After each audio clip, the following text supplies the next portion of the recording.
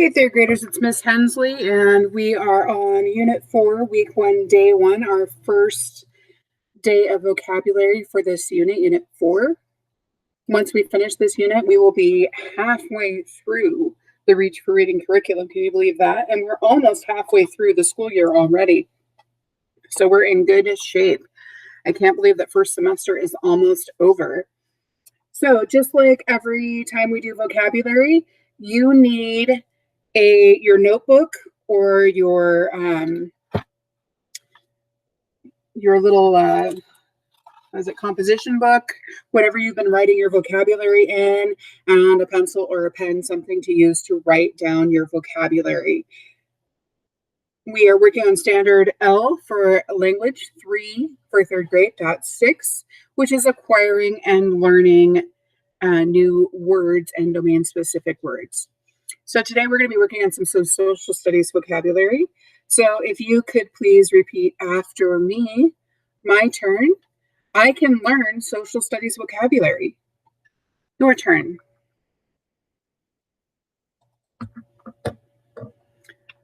Okay, my turn.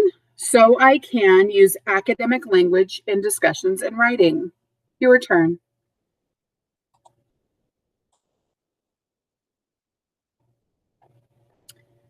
All right, my turn. I am successful when I write all of the vocabulary words and their definitions into my notebook. Your turn.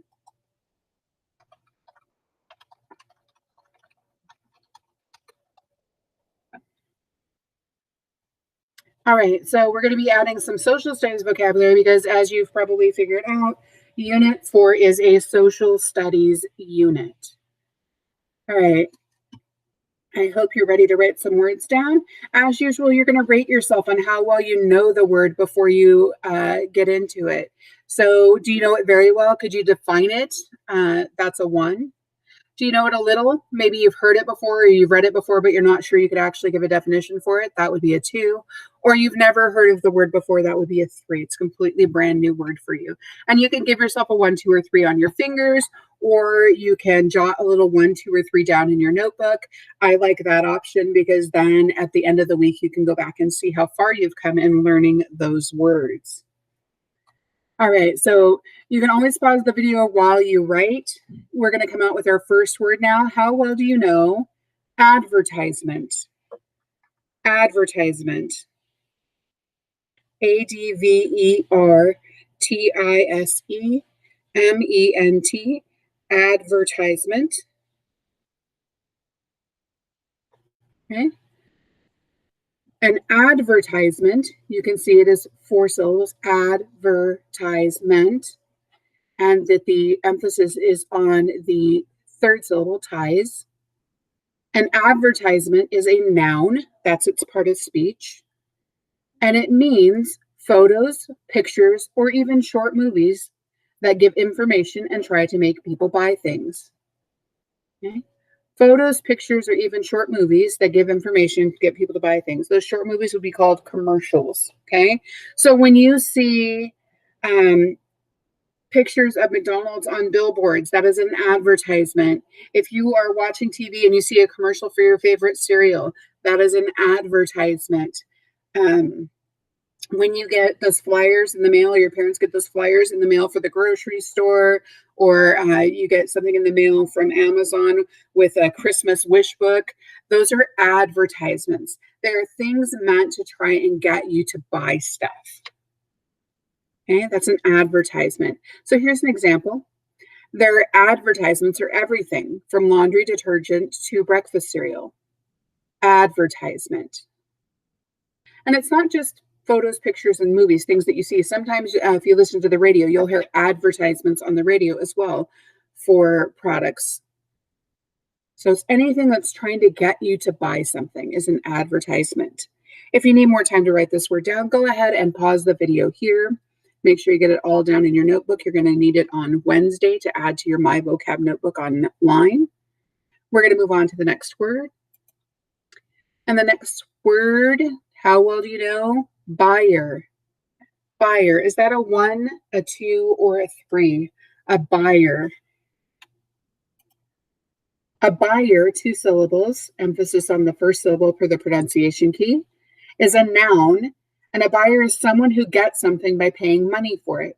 So when you go to the store and you take your birthday money or your mom takes her grocery money to buy something, the person buying it is the buyer. So if you're buying a new toy with your money, you are the buyer. If your mom is buying a box of cereal, she is the buyer. It's someone who gets something by paying money for it. Okay? So, an example here, Preston is the best buyer of gifts. You can see this picture of a little boy, and he's got a cart full of presents. He's the best buyer of gifts.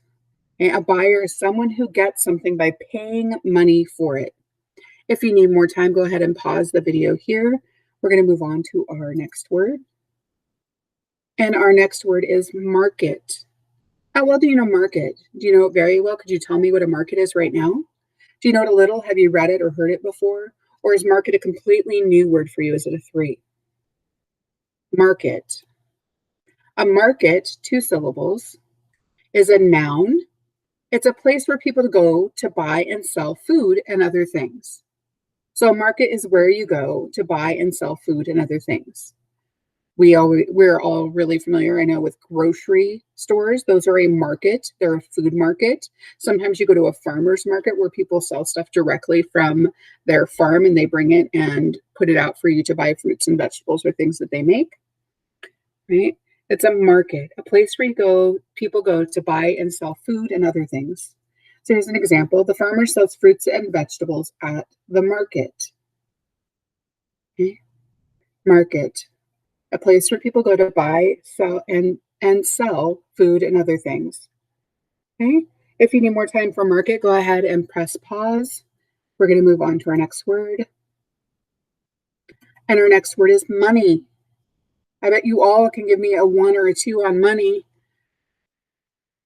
Money. 2 syllables, money. It's a noun, and it's the coins and paper bills people use for buying things. Right? It's what we use to trade to buy things. That's money. So my sample sentence is, if I had a lot of money, I would buy gifts for everyone. Then I would be a buyer, right? Money. It's the coins and paper bills people use for buying things. Also sometimes known as currency. Okay? Money is what people use, the coins and paper bills people use to buy things. Go ahead and pause the video if you need more time for money. And we're going to go on to our next word, pay. How well do you know what it means to pay? Is that a 1, 2, or 3? Pay, single syllable. It's a verb, right? It's an action, to give money for something. If I were to buy gifts, I pay money for something, right? I pay for them. I give money over for them. When he buys a toy, he has to pay for it before leaving the store, right? When you give money for something, you are paying, or you pay. It's a verb, it's an action word, and that's the action you do when you buy something. You give money for it. All right, if you need more time for pay, go ahead and pause the video. We're going to move on. Seller. How well do you know seller? I'm seeing a trend in our words here. Seller, is that a 1, 2, or 3 for you? Seller, 2 syllables. It's a noun. And just like we had a buyer, a seller is the opposite. It's someone who has things people can buy. So if I'm a buyer, I buy something or I pay for something from the seller at the market, maybe. Okay? Seller, someone who has things people can buy. That's the person selling them. They are the seller. You'll notice that's the suffix, right? We had suffixes just not too long ago. One who does something. One who sells is a seller, someone who has things people can buy. Okay? So taking that right back to those suffixes, we learned Remember, teacher is one who teaches. A seller is one who sells. Okay? The seller said his hot dogs were the best in the city. Seller. Someone who has things that people can buy. So you might have noticed that all of our social studies vocabulary this week involves markets and buying and selling and money. They're all very related to each other. Make sure that you get all of the words and their definitions written down. You're going to need them on Wednesday and, of course, at the end of the week when we get tested. But it's really going to help you this week to know your vocabulary. All right. Have a good day, and I will see you tomorrow with some more academic vocabulary.